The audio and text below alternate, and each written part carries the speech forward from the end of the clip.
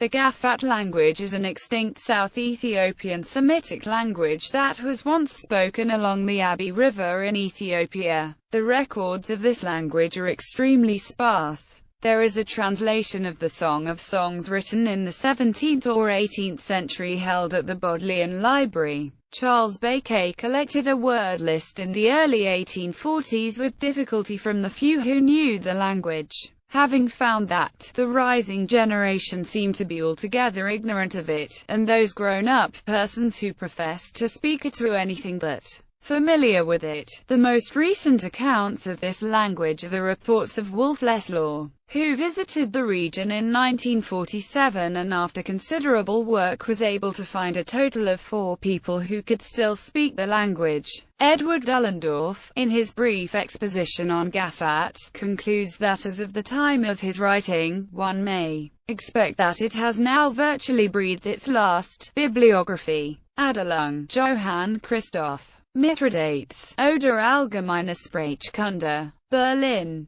Volume 3, p. 124-125. The same page from the Gafat text of the Song of Songs as in Bruce 1804 below. Baquet, Charles Tilston. On the Languages and Dialects of Abyssinia and the Countries to the South, in Proceedings of the Philological Society 2, pp. 89-107. Bruce, James. Travels to Discover the Source of the Nile, in the years 1768, 1769, 1770, 1771, 1772 and 1773. 2nd ed. Edinburgh. Volume 2, pp. 491-499. Vocabulary of the Amharic, the Lashan, Gafat, Agaw and Sherechagaw languages. Volume 7, Plate 3. A page from the Gafat text of the Song of Songs.